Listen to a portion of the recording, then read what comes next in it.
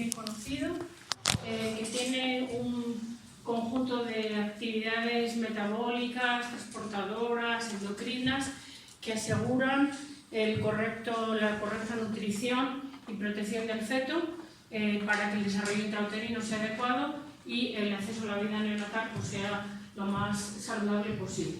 La placenta es un órgano transitorio, como todos sabemos, que entre sus posibilidades, entre sus características, tiene una intensa actividad endocrina, tiene una actividad de síntesis de proteínas de aproximadamente 7 miligramos al día, es un órgano que sintetiza además muchos esteroides que son fundamentales, estas hormonas esteroídicas, para el anidamiento del óvulo fecundado y para el desarrollo de la placenta. Y en esta clase vamos a ver un poco las actividades metabólicas de transferencia y un poco vamos a hablar también de la actividad endocrina de la placenta. Lo primero que tenemos que decir es que la placenta comienza a desarrollarse cuando el óvulo fecundado se implanta. ¿Y esto qué implica? Implica una estrecha interacción entre el trofoblasto embrionario, la membrana embrionaria, y el epitelio endometrial. Y como tenemos ahí representado, aquí vemos en este esquema, esta es la placenta. La placenta, desde una vez que empieza su desarrollo tras la implantación, está dirigida esa implantación y el desarrollo por la acción de hormonas. Fundamentalmente tienen un papel fundamental las hormonas esteroides y también hormonas de naturaleza proteica como la gonadotropina coriónica. No me voy a parar mucho en el aspecto endocrinológico porque hay mucho de lo que hablar, pero haré mención posteriormente a fundamentalmente hormonas esteroídicas.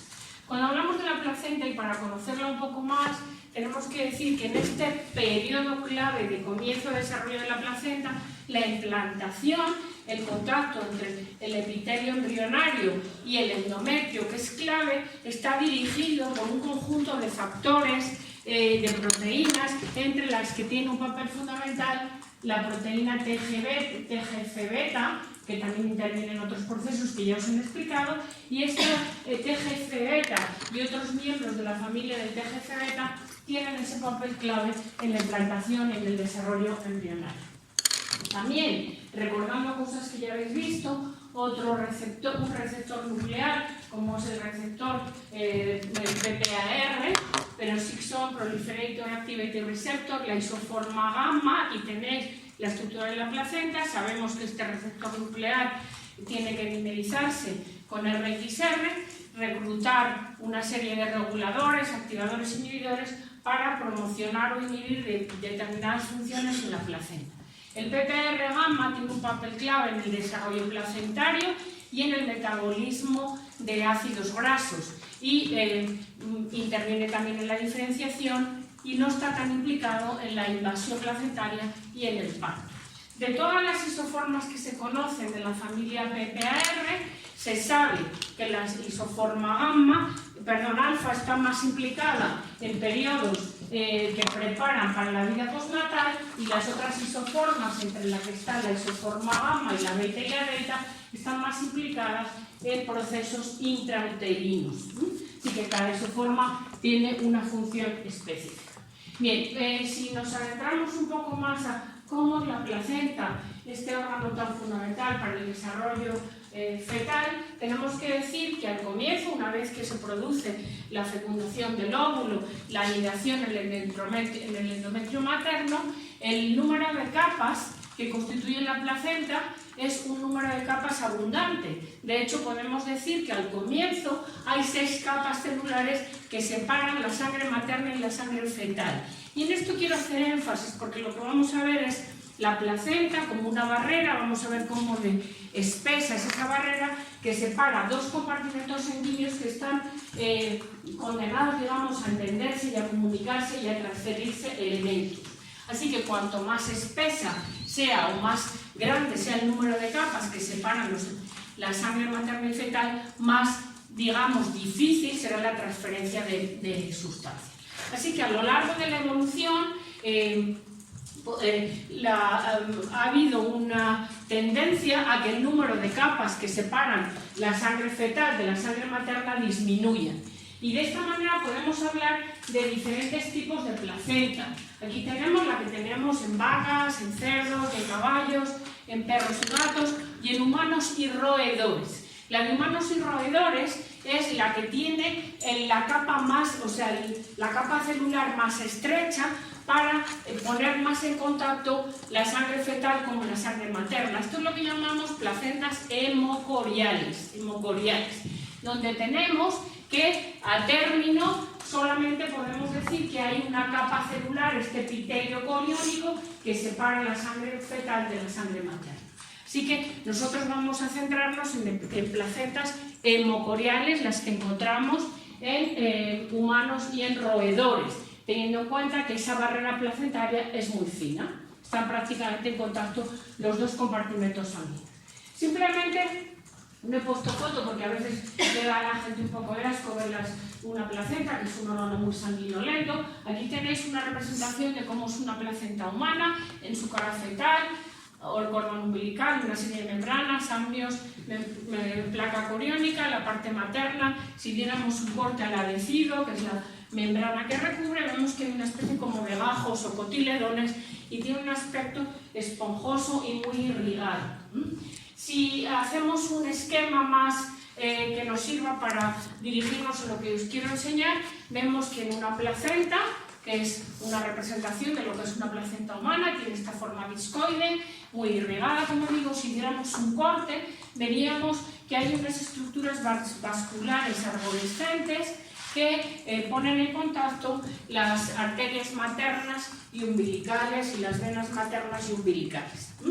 Si profundizamos un poco más en esta estructura arborescente y vemos aquí, vemos estos arbolitos que son la estructuración de estos vasos, es lo que llamamos vellosidades coriónicas. Y esto suena seguro porque muchas veces se hacen biopsias de vellosidades coriónicas cuando se quieren hacer determinaciones de malformaciones, cuando se sospecha a lo mejor que puede haber alguna malformación en el feto, o ya se hace amniocentesis, pero se hace mucho también biopsias de vellosidades coriónicas. Bien, las vellosidades coriónicas es lo que podemos decir, este concepto es importante, la unidad funcional de la placenta. Es la unidad funcional de la placenta. Y si nosotros a una vellosidad coriónica le diésemos un corte, ¿qué veríamos? Veríamos, aquí tenemos la placenta y tenemos dos situaciones, una al principio de la gestación y otra hacia el final de la gestación. ¿Y qué es lo que observamos? Si miráis en la pantalla podéis ver que si damos un corte a este árbol vemos una estructura que aquí es circular donde observáis dos capas celulares. Una capa multinucleada donde no hay separación de las células, que es un sincitio, y por debajo una capa que está representada en amarilla, que es otra capa celular que se llama citotrofoblasto. ¿Qué quiere decir? Aquí tenemos la sangre fetal, aquí tenemos la sangre materna. Quiere decir que al principio de la gestación, en el primer trimestre, la barrera placentaria es más gruesa. Tenemos, de hecho, dos capas constituyendo la barrera placentaria, sincitiotrofoblasto y citotrofoblasto.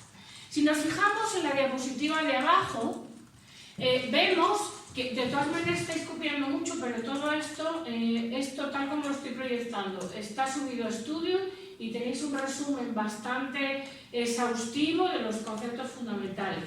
Yo casi preferiría que atendierais, pero cada uno en el ejercicio de la libertad personal que haga lo que quiera. Bien, lo que os digo es que en la parte de abajo lo que tenemos es un corte también de lo que sería la vellosidad coriónica en el tercer trimestre, y lo que observamos es que esta capa amarilla de células que separan, que están en contacto con la sangre fetal, prácticamente ha desaparecido, de manera que tenemos que a término en el tercer trimestre la barrera placentaria está constituida por una capa celular que es esta capa multinucleada sincitial que se llama el sincitiotrofoblasto. Por tanto, más fina la barrera placentaria. Bien, ¿cómo es ese sincitiotrofoblasto? Ese sincitiotrofoblasto, lo veis aquí, lo que os estaba diciendo, primer trimestre, dos capas, tercer trimestre desaparece esta capa que aquí está representada en blanco. Tenemos que la barrera placentaria la podemos decir que es una membrana vasculosincitial, el endotelio del vaso del capilar fetal, y esta capa celular que es el sincitio trofoblasto. ¿De acuerdo?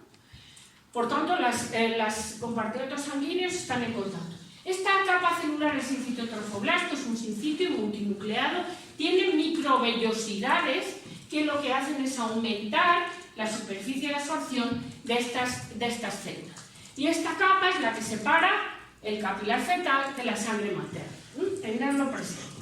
Bien, ¿qué papel lleva a cabo, qué papeles lleva a cabo esta capa celular y en conjunto la placenta? Si hablamos de las funciones de la placenta, bueno, primero, antes de pasar, un aspecto importante que tenemos que mencionar es que la placenta, entre su sofisticado equipamiento de factores que van a controlar el correcto desarrollo fetal, tiene un sistema de detención de los nutrientes que la madre envía. El crecimiento fetal depende de la capacidad materna de asignar recursos al feto en desarrollo. Y lo que ocurre es que la placenta integra señales, vemos aquí la placenta que está representada, integra señales de cómo suministra la madre sustratos al feto para, a través de este receptor, el receptor del mammalian target of rapamycin, mTOR, que lo conocéis, determina cómo va a ser el crecimiento fetal, si hay reducido flujo uterino, una serie de trastornos, de malnutrición materna, etc. Lo que ocurre es que vamos a tener un feto que tiene retraso en el crecimiento intrauterino, y si se da la situación contraria, lo que va a ocurrir es que hay fetos que llamamos macrosómicos, que tienen un tamaño mucho mayor de lo normal porque tienen un sobrecrecimiento. Este factor, el mTOR, va a controlar este suministro materno de nutrientes al feto. Y lo que tenemos, aunque yo no voy a entrar mucho en ello, lo que sí que quiero deciros es que aunque la placenta funciona adaptándose a condiciones adversas, si la madre es, como dicen, añosa, si la alta altitud, las infecciones, patologías como la preeclampsia, que es hipertensión, si son madres fumadoras o están malnutridas, lo que ocurre es que podemos encontrarnos con insuficiencia placentaria, y esto en qué desemboca, con lo que se llama IUR-GR o retraso en el crecimiento intrauterino. Bien. La función placentaria, pues ya lo he dicho, una intensa actividad endocrina, tiene una intensa actividad transportadora de nutrientes, tiene capacidad metabólica, capacidad de transferir inmunoglobulinas, está encargada a través de las características que tiene la hemoglobina fetal de asegurar la oxigenación del feto, etc. Nosotros nos vamos a fijar ahora en dos de estas funciones, función de transporte y función metabólica. Y dentro de las moléculas que se transportan a través de la placenta podríamos estar horas hablando, pero como dijo el otro día el ponente, la cosa es no aburrir, sino enseñar. Así que yo voy a incidir en lo que es más importante. En primer lugar, un aspecto que tenemos que considerar clave en el desarrollo fetal es que el feto tiene que construir su esqueleto. Y es importante la mineralización del esqueleto fetal, para lo cual, ¿qué es importante? El suministro de calcio es fundamental. De hecho, el feto en desarrollo es hipercalcémico respecto a la madre, es decir, concentra calcio, asegurando la mineralización de su esqueleto. Esto obviamente conduce a una situación de desventaja de la madre que tiene que estar controlada por las hormonas calcitotrópicas para evitar la desmineralización patológica del esqueleto materno. ¿Cómo se asegura que este calcio que la madre envía al feto se concentra en el compartimento fetal? Pues obviamente, para que esto ocurra, este calcio tiene que pasar a través de esta barrera placentaria, el sincitio trofoblasto, célula polarizada con vellosidades, y hay una serie de transportadores específicos, un equipamiento de proteínas que garantizan que el calcio se concentra en el compartimento fetal. Para verlo con un poco más de detalle, aquí ya vemos tres colores, tres tipos de diferentes proteínas que aseguran la transferencia de calcio. ¿Y cuáles son? Pues lo que vemos es que hay transportadores equilibrativos en el lado materno del sincitio trofoblasto, proteínas de ionocalcio en la célula, y lo que es muy importante, en la membrana basal hay una bomba de calcio dependiente de ATP, que va a encargarse del transporte concentrativo de calcio, de manera que aquí, como vemos en la diapositiva, el calcio está más concentrado en este compartimento que en la madre. También contribuye a la transferencia de calcio este intercambiador, que se abrevia de esta manera, NCBX, que intercambia sodio por calcio. Fundamental en el transporte concentrativo, la bomba de calcio que está en la membrana, que está en contacto con la sangre materna. Estos mecanismos que están bien regulados, como digo, para asegurar que la madre no se desmineraliza en exceso, funcionan perfectamente si la madre no tiene alguna patología o alguna condición ambiental o nutricional que pueda perjudicar este proceso. Si hablamos de la respiración, de cómo se oxigena el feto, tenemos que recordar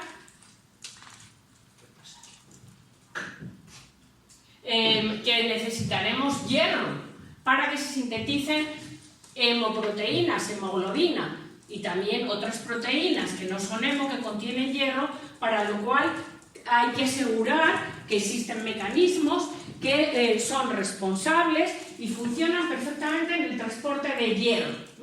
¿Qué es lo que vemos en esta diapositiva que voy a complementar luego con la siguiente? Lo que vemos es que tenemos la capa celular que constituye la barrera placentaria. En la sangre materna está el hierro unido a la transferrina.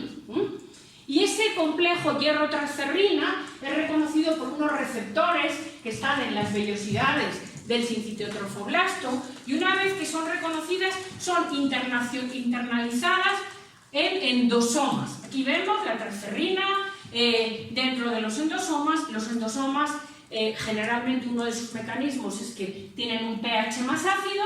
¿Eso en qué desemboca? En que el hierro se disocia de la transferrina y queda libre. Este hierro englobado en los endosomas no nos vale de momento para nada, tendrá que tener algún destino. El destino que estamos esperando es que vaya el feto. ¿Cómo va el feto?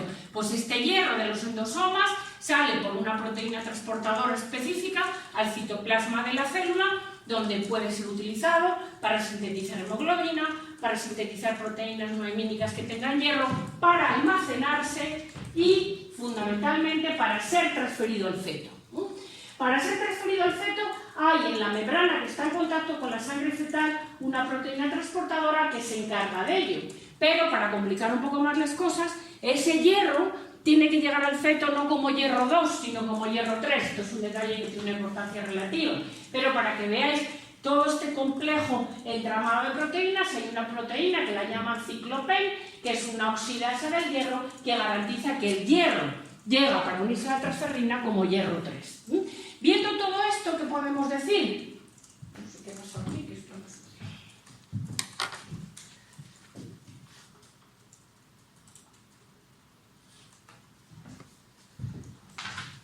Ahora, ¿qué podemos decir? Esto es más o menos lo que os he puesto antes, todo el conjunto de proteínas y de moléculas que funcionan en este proceso. ¿Quién controla esa transferencia de hierro?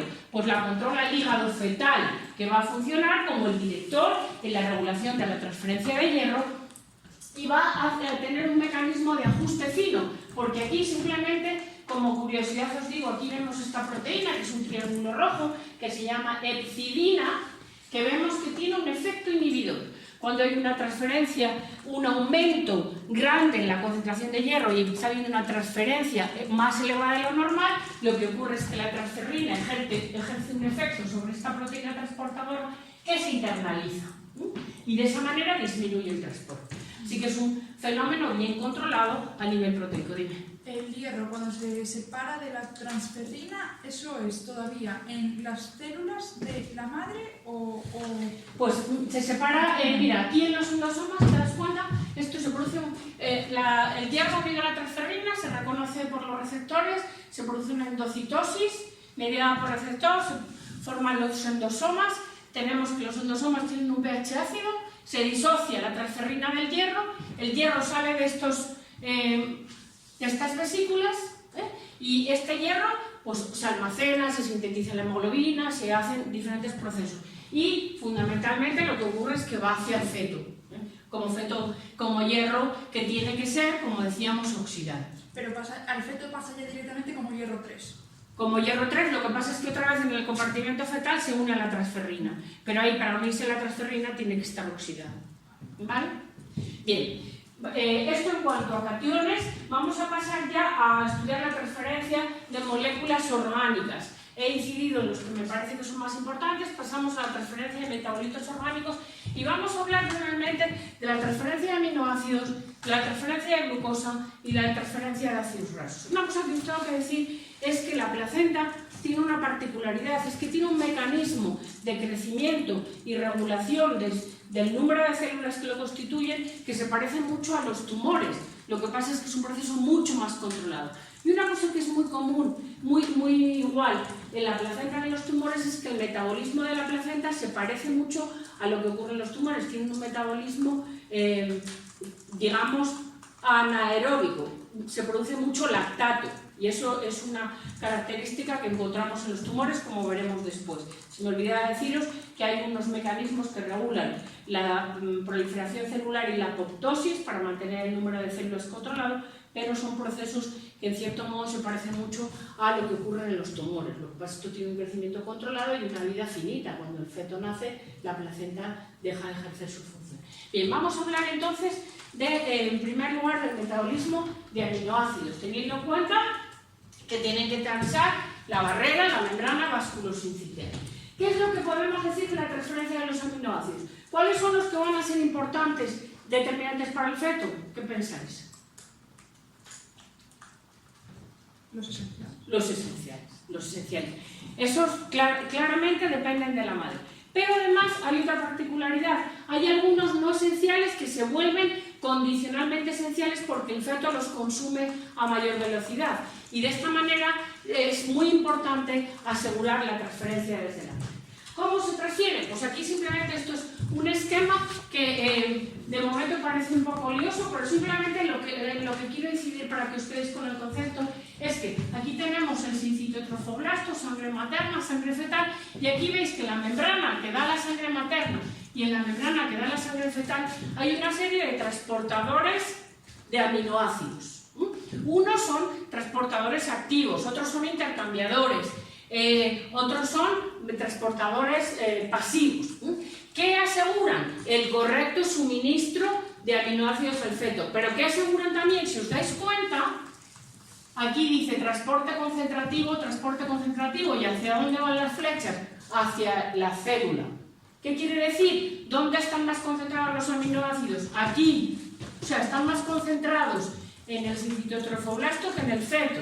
¿Y esto qué sentido tiene? Pues tiene el sentido, está asegurado el suministro de aminoácidos al feto, pero daros cuenta que yo he dicho que la placenta tiene una actividad de síntesis de proteínas muy alta, porque tiene que sintetizar un montón de hormonas y otras proteínas claves para su funcionalidad y para el correcto desarrollo fetal. Por tanto, necesita un suministro activo de aminoácidos y por eso los sistemas concentrativos están situados hacia la célula. Pero de todas maneras, como veis, hay un montón de transportadores que garantizan que los aminoácidos llegan al feto. Estos sistemas de transporte que tenemos, es un mundo lo del transporte de aminoácidos en el que no voy a entrar. Simplemente deciros, los transportadores de aminoácidos, como todos, están clonados, bien identificados, estudiada su cinética, especificidad de sustrato, y aquí simplemente quiero deciros que hay expresados un montón de sistemas de transporte de aminoácidos. Los que están en negro son concentrativos, los que no lo están no lo son, pero para que veáis que se transportan todo tipo de aminoácidos, aniónicos, catiónicos, neutros, ramificados, etc. Bien, lo que os insisto es que el gradiente es concentración en la célula más que en el compartimento materno y en el fetal. Y pasamos al sustrato estrella, el que juega un papel clave en el desarrollo fetal intrauterino, la glucosa es clave para nosotros y también para el desarrollo fetal, y es un proceso de transferencia de glucosa bien regulado que está modulado en parte por la proliferación de transportadores para aumentar la capacidad de transporte de placentaria. Lo que nosotros el inicio del conocimiento del transporte de glucosa en la placenta, tenemos aquí el sitio trofoblasto, y vemos una proteína, no sé si os acordáis de cuando estudiáis bioquímica, de los transportadores pasivos de glucosa, los GLUT. Si os acordáis, tenemos en el intestino y el riñón transportadores activos dependientes de sodio que concentran y transportadores pasivos que son de la familia GLUT. Y si os acordáis, dentro de estos transportadores pasivos hay uno, el GLUT4, que es sensible a la insulina, ¿no? Bien, pues lo que se sabe del conocimiento más básico de la transferencia de glucosa en placenta es la implicación de la isoforma GLUT1 que transfiere pasivamente glucosa, tenemos la concentración fisiológica 4,4 molar, transfiere glucosa al feto a favor del gradiente de concentración, ¿no? Bien. En un estudio que se ha publicado este año, ponen un panorama de este tipo, donde podéis ver qué ocurre en el primer trimestre, qué ocurre en el tercer trimestre. Y cada bolita de colores es una isoforma de la familia GLUT. Tenemos que la placenta expresa 8 isoformas de los transportadores de glucosa, lo que da una idea también de que es un tipo de transporte de glucosa que tiene una importancia clave para el desarrollo fetal. ¿Y qué es lo que observamos? ¿Cuál es el color que más abunda aquí en el primer trimestre? El rojo y el azul, que son los transportadores claves, que son los que están ahí indicados, GLUT1 y GLUT3. GLUT1 vemos que es el más abundante, y el más abundante en el tercer trimestre. Es un transportador que tiene poca afinidad y mucha capacidad, y el GLUT3, que está expresado fundamentalmente en el primer trimestre, tiene mucha más afinidad y menos capacidad, de manera que actuando colaborativamente garantizan el transporte de glucosa. Pero ¿qué observamos además? Que en el primer trimestre nos encontramos con que hay el transportador GLUT4, que está en morado, el transportador GLUT4, y otro transportador que probablemente no sepáis que es dependiente de insulina, porque son estudios que se han venido haciendo recientemente, este que está como en color marroncito claro, que es el GLUT12, también está en mucha menor proporción presente en la placenta. Lo cual quiere decir que tenemos que conviven sistemas de transporte no regulables con insulina con otros regulables por insulina. Y podríamos pensar perfectamente que el transporte de glucosa en la placenta esté regulado por insulina. ¿Y qué nos encontramos en este sentido? Verificando lo que estoy diciendo, expresión, esto es la digitalización de las manchas de un Western blot, la expresión en el primer trimestre de GLUT1, que es el transportador más abundante, es mucho menor que a término, y este patrón se revierte para el GLUT4, transportador dependiente de insulina. Esto lo podemos corroborar en la siguiente diapositiva, donde veis ya el Western. Aquí esto es el control positivo, tejido adiposo, donde está muy expresado el GLUT4, manchurrón grande, y aquí vemos cómo a medida que transcurre la gestación, la expresión, llegamos a estos el primer trimestre, al término prácticamente es indetectable. Si ahora queremos ver si la insulina tiene algún efecto, ¿qué es lo que observamos? Que el transporte de glucosa, como podríamos esperar, es sensible a la insulina en el primer trimestre y no sensible a la insulina en el tercer trimestre. Con lo cual cuadra bien, aunque hay un poco de controversia, pero cuadra bien, parece que los resultados cuadran con esto que estoy diciendo. ¿Esto qué quiere decir? Que de toda la cascada, una vez que la insulina interacciona con su receptor, toda la cascada downstream de señalización, ¿qué efectos tiene? En el primer trimestre podemos decir que el efecto es sobre el transporte de glucosa a través de GLUT4 y GLUT12, y que en el segundo y tercer trimestre va a tener efectos más bien sobre el crecimiento celular y la diferenciación y algunos aspectos metabólicos. De hecho, en un estudio que se realizó ya hace tiempo, se vio que la insulina posteriormente en la gestación, a término, va a tener efectos, como veíamos, sobre la expresión génica, el metabolismo de la glucosa y también proliferación de vasos. Bien, como dije antes,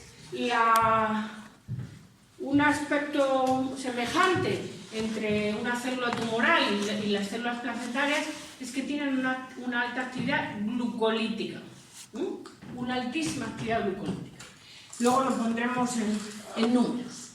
¿Qué es lo que ocurre? Entonces, que la glucosa entra y dentro de la célula trofoblástica va a sufrir un intenso metabolismo anaerobio y fermentación láctica para producir lactato. Esto no está reñido con que haya un suministro adecuado de glucosa al feto. Si queremos ver en números cómo es esto, cuánto de la glucosa que la madre envía se metaboliza por la célula placentaria, pues aquí veis, está expresado en 100% de glucosa materna, 25% lo consume el feto y lo consume, vamos a ver, en una gestación normal, 2% para convertir en glucógeno, 15% para síntesis de ácidos grasos, 3% consumidos oxidativamente y 80% para producir lactato. Si comparamos estos porcentajes con lo que ocurre en una placenta diabética, podemos ver que no hay muchas diferencias a estos niveles. Hay cambios, pero no son cambios muy relevantes. Esto indica que efectivamente de esta placenta se envía el 75% al feto, pero ¿qué pasa con el lactato? El lactato sabemos que no es un producto de desecho, es un producto gluconeogénico, es una molécula que puede utilizarse en el metabolismo intermediario y este lactato va a ser enviado a la sangre fetal o a la sangre materna. El lactato es un ácido monocarboxílico que obviamente no va a difundir de manera rápida a través de las membranas y por tanto lo que se sabe es que este lactato que se produce activamente en el trofoblasto es enviado a sangre materna y a sangre fetal porque en estas membranas materna y fetal hay transportadores de ácidos monocarboxílicos, diferentes isoformas, que tienen este aspa porque pueden actuar de una manera reversible dependiendo de la situación metabólica. Así que ese lactato puede ir tanto hacia la sangre materna como a la sangre fetal. Disculpadme un segundo.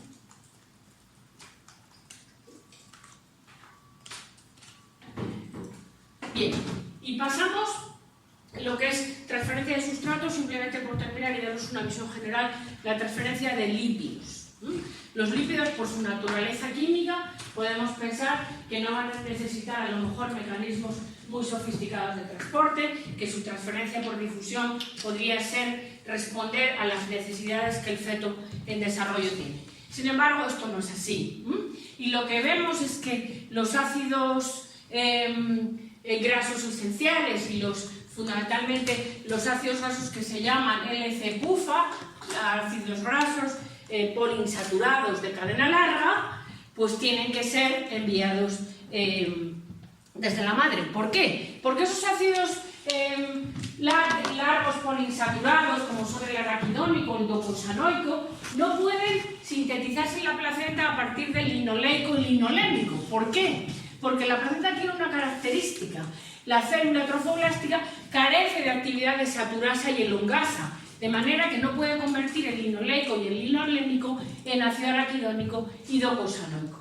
¿Y por qué esto es importante? El docosanoico, que es el ácido 22,6N3 sin saturaciones, es un ácido graso del que no sé si os han hablado en neurociencias, es un ácido clave para el desarrollo del sistema visual y para el desarrollo del sistema nervioso, y de hecho hay estudios donde relacionan un poco de trastornos en el metabolismo lipídico materno con deficiencias en el transporte de este ácido graso, del docosanoico, y deficiencias en el desarrollo del sistema nervioso. Por tanto, este mecanismo es muy importante, la transferencia de ácidos grasos. ¿Cómo los transfiere la placenta? La placenta los transfiere, bueno, para empezar, ¿de dónde proceden? Proceden de lipoproteínas, lipoproteínas ricas en triacilgliceroles, proceden de ácidos grasos que circulan en sangre unidos a albúmina o a lipoproteínas, y una vez que llegan, lo tenemos puesto aquí, y una vez que llegan a la membrana y ya están como ácidos grasos libres para ser transportados, lo que tenemos es un conjunto de proteínas transportadoras en la membrana que está en la cara materna. Aquí tenemos la lipasa que va a hidrolizar triacilgliceroles y va a suministrar estos ácidos grasos, poliinsaturados, se transportan a través de distintos transportadores de ácidos grasos. Algunos tienen la capacidad además de combinar el ácido graso ya con el ácido-CoA, tienen esa doble actividad, y una vez dentro de la célula trofoblástica, estos ácidos grasos van a tener diferentes destinos. Se van a unir a proteínas ligadoras de ácidos grasos, van a ejercer acciones sobre elementos reguladores, PPAR-gamma, del que habíamos hablado, que controlaba el metabolismo lipídico,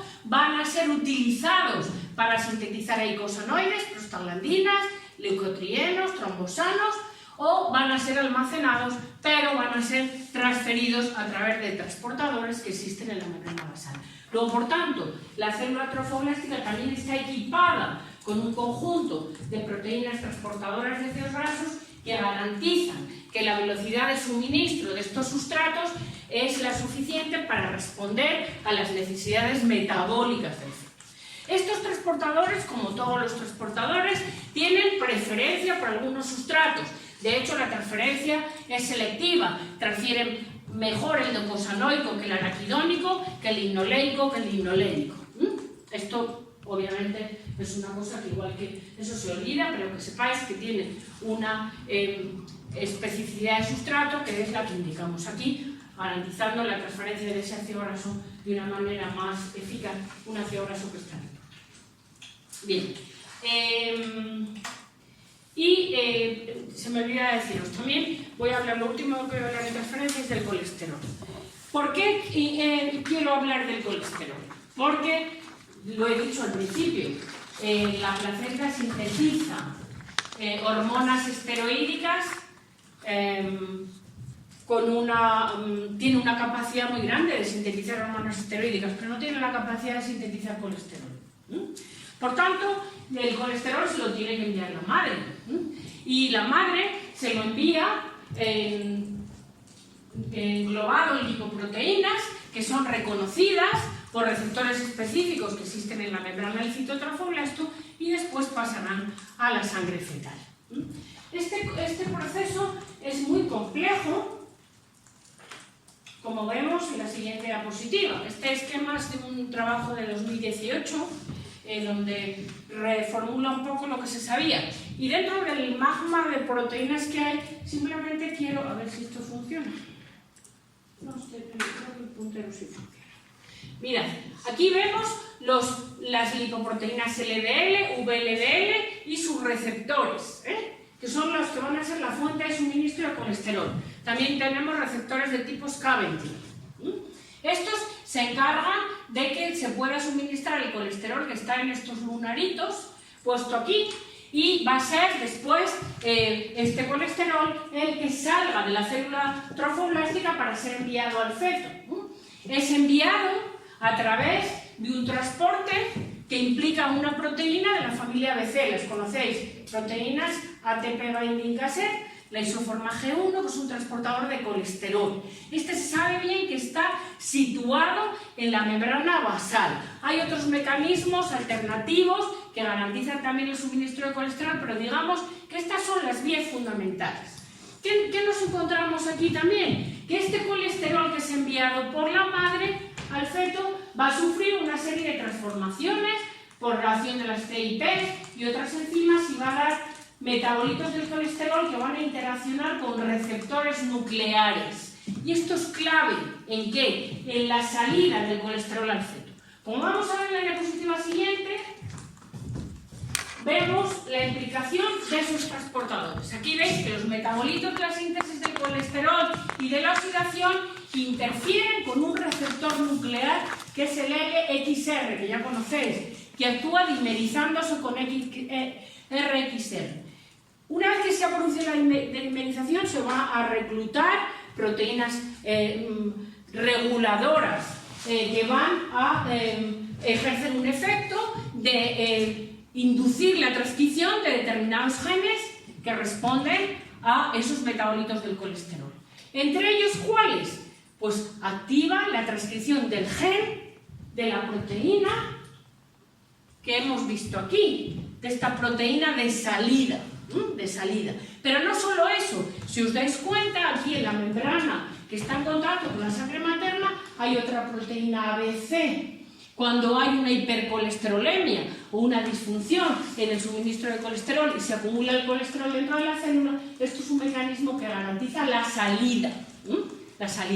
Y los genes de estas dos proteínas, ABCG1, ABCA1, están inducidas su transcripción una vez que los metabolitos del colesterol interfieren con el LXR. Así que está todo bien coordinado. Es, como veis, un conjunto de proteínas, nos hemos centrado un poco en lo más importante. Por tanto, el efecto de esta interacción lo recogemos a esos dos niveles. Como veis ahí en los esquemas.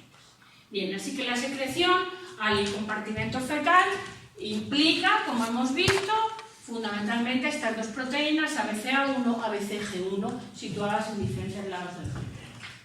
Bien, y de todo esto, ¿qué podemos decir? Que en situaciones patológicas se pueden producir, digamos, las bases para que el niño que ha nacido en su vida fetal, en su vida adulta, tenga más probabilidad a desarrollar enfermedades cardiovasculares. Esto es lo que se llama la programación fetal. Es una teoría que luego volveré a decir, producida muchas veces por hipercolesterolemia materna. Ya habéis visto que hay una serie de mecanismos para garantizar que está bien controlada la homeostasis de colesterol, pero cuando hay un exceso puede haber problemas en la homeostasis del colesterol y esto desemboca en obesidad, síndrome metabólico o alteraciones cardiovasculares en la vida. Bien, y en relación con lo que os acabo de decir, tenemos que mencionar qué pasa con la síntesis de hormonas esteroídicas. La placenta, hemos dicho que sintetiza estas hormonas, P4, progesterona, estrógenos. ¿Cómo es el mecanismo? No vamos a entrar en el mecanismo bioquímico, que no viene al caso. Simplemente deciros que lo que como concepto hemos visto, a partir de LDL y otras lipoproteínas, es la célula placentaria obtiene el colesterol. Este colesterol va a ir al feto, pero va a ser utilizado activamente por esa célula. ¿Para qué? Para sintetizar progesterona, que puede enviar a la madre y al feto. ¿Qué pasa en los estrógenos? ¿A partir de dónde se sintetizan? No se sintetizan a partir de ese colesterol. Aquí se requiere una colaboración con el feto. Como veis, los precursores para la síntesis de estrógenos vienen de las glándulas fetales adrenales. ¿Qué suministran las glándulas fetales adrenales? Dihidroepiandrosterona sulfato. Suministran esa molécula a partir de la cual la placenta sintetiza estrógenos. Estos estrógenos van a tener efectos también sobre la programación del parto y determinadas señales que van a inducir la maduración fetal. Hay más estrógenos al final de la gestación. Estos estrógenos activan la transferencia de cortisol al feto y eso produce el desarrollo fetal. Sobre esto vuelvo un poco después, pero es un conjunto de relaciones que tenemos que mencionar cuando hablamos de las hormonas esteroídicas. Síntesis de progesterona, síntesis de estrógenos a partir de un sustrato que le envía el feto. Por tanto, una colaboración feto-placentaria. Y en esta última parte quiero hablar del papel protector de la placenta. El papel protector de la placenta. Estamos viendo que hay una barrera. Y el papel protector de la placenta lo divido en diferentes partes. Por una parte, mencionar que la placenta protege al feto con un sistema inmune que es un poco precario, pero transfiere inmunoglobulinas, y aquí veis que representamos transferencia de inmunoglobulinas frente a la gestacional y vemos que aumenta a medida que aumenta la gestación. ¿Qué vemos aquí? Pues que esta transferencia va de la sangre materna a la sangre fetal. Por tanto, hay una transferencia. ¿Cómo es el mecanismo? Rápidamente y para no incidir demasiado en detalles. Aquí, ¿qué es lo que vemos? Hay un sistema también de formación de endosoma. Inmunoglobulinas que entran atravesando la membrana del sitio trofoblasto, se forman estas vesículas, estos endosomas. ¿Y qué tienen estos endosomas en particular? Pues tienen este receptor, FcRn, que es un MHC Class I Related Receptor, es un receptor de inmunoglobulinas que está en estas vesículas. Y una vez que se han formado estas vesículas, se fusionan, se produce una disociación por cambios de pH, se fusionan con la membrana basal y se transfieren inmunoglobulinas al feto. ¿De acuerdo? Por tanto, esto tiene la riqueza de que estos endosomas, a su vez, tienen esos receptores que garantizan la unión de la inmunoglobulina. Y una cosa curiosa que ocurre en la placenta es que ocurre un fenómeno, es fisiológico, pero ocurre un fenómeno que podemos decir que es un fenómeno de isquemia-reperfusión. ¿Por qué? Daros cuenta, aquí tenemos dos posiciones. En la semana 8 de amenorrea y en la semana 12 de amenorrea. Y si os fijáis, ¿qué es llamativo aquí? Pues que en la semana 12 de amenorrea la PO2 en el plasma es de 18 milímetros de mercurio y en la semana 12 es de 61 milímetros de mercurio. Quiere decir que hay una hipoxia, que es fisiológica. ¿Y quién produce esta hipoxia? Pues si os dais cuenta, las arterias espirales están llenas de células, están taponadas, taponadas con células extravellocitarias que taponan estas arterias espirales y producen una bajada de la PO2 de manera que tenemos una situación fisiológica de hipoxia. Esto controla de manera fisiológica el desarrollo de la placenta y los sistemas placentarios, pero tiene también un problema, que si no está bien controlado puede tener efectos nocivos. Aquí tenemos que hablar que esta hipoxia va a poner en marcha una cascada de señalización que todos conocéis a través del factor inducible de hipoxia. El factor inducible de hipoxia sabemos que en condiciones normóxicas es degradado por la vía de la ubiquitina y en condiciones hipóxicas se produce una dimerización, una llegada al núcleo y una activación de los genes que tienen elementos de respuesta a hipoxia. Así que lo que va a ocurrir en esta situación que estamos mencionando, a la semana 8 de amenorrea, cuando hay poco oxígeno, que hay el sensor de oxígeno, el HIF, va a activar la transcripción de genes con elementos de respuesta a hipoxia y se van a transcribir, aumentar la transcripción de determinados genes que van a estar implicados en la diferenciación trofoblástica y en el control de la proliferación, entre ellos genes que ya conocemos como GLUT1, TGF-beta, el factor de proliferación de vasos, etc. Así que eso va a tener un efecto, es algo fisiológico, va a tener un efecto positivo sobre el desarrollo celular. Es una curiosidad, es un fenómeno de isquemia de repercusión. Pero ¿qué pasa si todo esto está descontrolado o hay un exceso de producción de radicales libres? Pues eso va a activar una serie de factores, el HIF y otros factores en DKB, que va a tener unos efectos vasoconstrictores, de disfunción endotelial, de una remodelación de los vasos defectuosa, y esto va a poder conducir a problemas en la función placentaria, incluso a retrasos de crecimiento intrauterino y abortos. ¿Esto qué quiere decir? Que si hay una producción de ROS en la placenta tiene que probablemente tener un equipamiento de sistemas antioxidantes que protejan al feto de ese daño oxidativo. Y de hecho, entre los sistemas antioxidantes, nosotros sabemos que hay de dos naturalezas, enzimáticos y no enzimáticos, y lo que observamos cuando se hacen estudios, así que lo que está arriba tendremos que hacer un balance entre lo malo, los ROS que se han producido y los sistemas antioxidantes. Lo que vemos cuando se hacen estudios y se controla la literatura, se ve que tanto en la placenta como en el hígado fetal, la superóxido dismutasa, la catalasa y la glutatión reductasa aumentan a lo largo de la gestación. Por otra parte, lo que observamos es que los sistemas no enzimáticos, glutatión, ácido ascórbico y bilirrubina, que a bajas concentraciones son antioxidantes, también aumentan. Luego, por tanto, la placenta ejerce un efecto protector con el equipamiento antioxidante que tiene, tanto enzimático como no enzimático. esto también es importante, que está un poco en relación con lo que ya os he dicho, algo que es importantísimo también para controlar el desarrollo fetal en el momento en el que, estimular en el momento adecuado. ¿Qué es lo que tenemos? La barrera a los esteroides. ¿Y esto qué representa? Representa lo que ya hemos visto, el feto en desarrollo, la placenta, la vellosidad coriónica, y si damos el corte, lo que ya hemos visto, las capas celulares.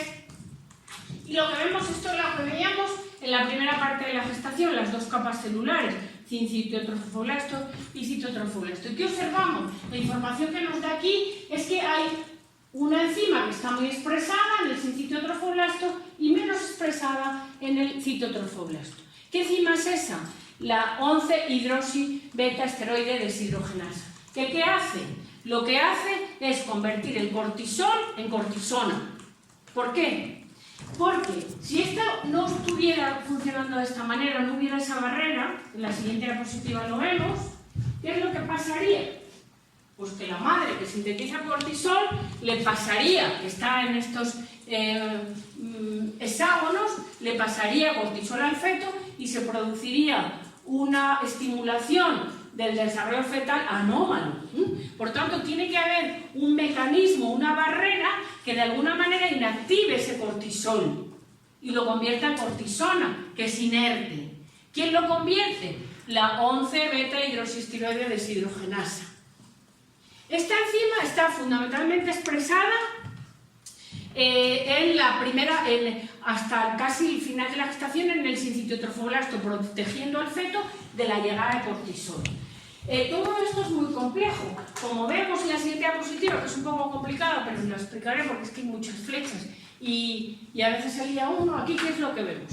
Que la hormona liberadora de cortisol, cuando se incrementa su producción, lo que hace es que activa la enzima prostaglandina sintasa, que va a producir un incremento en la concentración de prostaglandina. Por otra parte, esto también se estimula por el cortisol, y cuando esto ocurre, este aumento de prostaglandinas, lo que hace que ocurre hacia el final de la gestación, porque las prostaglandinas están implicadas en la señalización del parto, lo que ocurre es que las prostaglandinas inhiben esta enzima, la forma 2, y sin embargo activan la forma 1, que deja pasar el cortisol. Y ese cortisol, como vimos cuando os expliqué la síntesis de hormona esteroidea, lo que hace es favorecer el desarrollo del feto, la correcta cierre del ductus arteriosus, un montón de factores, síntesis del surfactante pulmonar, preparar al feto para la vida neonatal. Por lo tanto, aquí hay un entramado de relaciones que hacen que se controle la actividad de esta enzima, garantizando en el momento en que es necesario que el cortisol pase. Esa es otra barrera. Y ya para terminar, otro elemento de protección del feto es que daros cuenta que al feto llevan muchas cosas buenas, pero también pueden llevar cosas malas. Sustancias tóxicas, metabolitos tóxicos de esteroides, sustancias no solo endógenas, sino también exógenas, que la placenta tiene que hacer de barrera, proteger para que no llegue. Esto en muchos estudios que hemos hecho en nuestro grupo hemos visto que tanto el endotelio fetal como en la célula trofobástica hay un equipamiento de proteínas transportadoras que son de la familia de las Multidrug Resistant Associated Proteins, MRPs, proteínas transportadoras de iones orgánicos en la membrana que está en contacto con la sangre, y la P-glicoproteína y la BCRP, que es otra proteína ATP, que garantizan el bombeo, el flujo de sustancias tóxicas para que la madre las elimine. Esto, si ponemos un ejemplo concreto, os voy a contar lo que pasa con la bilirrubina. Y así repasamos un poco.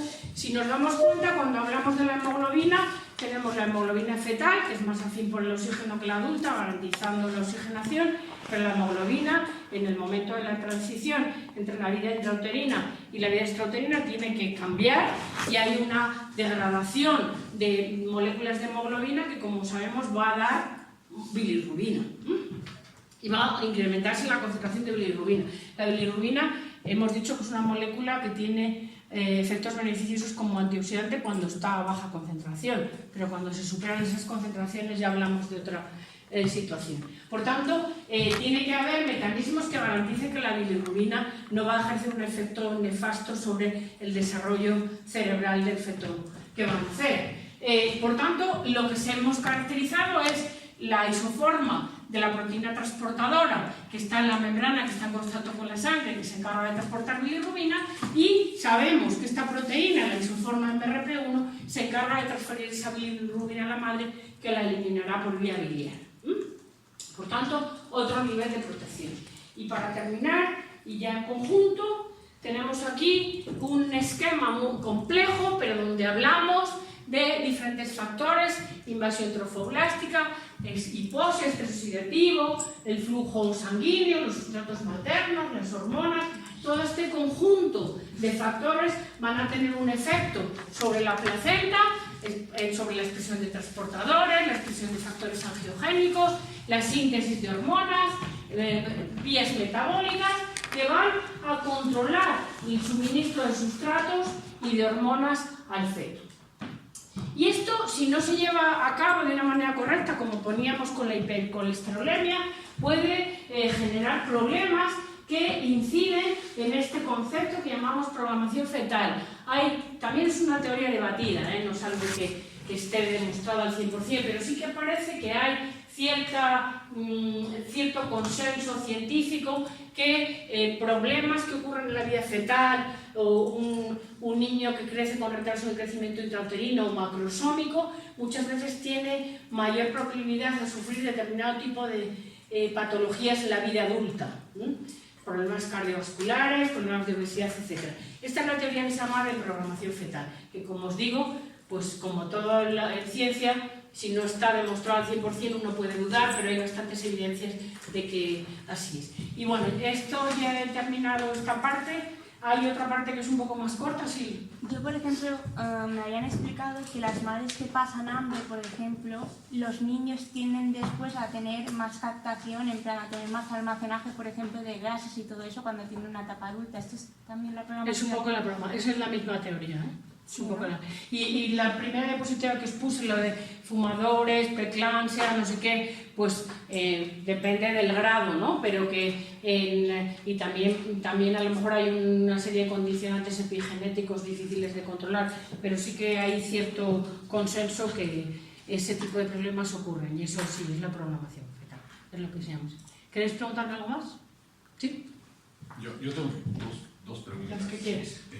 La primera es, cuando hay los receptores de la fracción cristalizable de la inmunoglobulina G, mi pregunta es, ¿solo pasa la fracción cristalizable y luego se ensambla del lado fetal, o pasa toda la inmunoglobulina para circular en el lado fetal? Pienso, o sea, no te lo contesto con una certeza absoluta porque tampoco es mi tema específico, pero por lo que he leído, pienso que pasa a la molécula completa.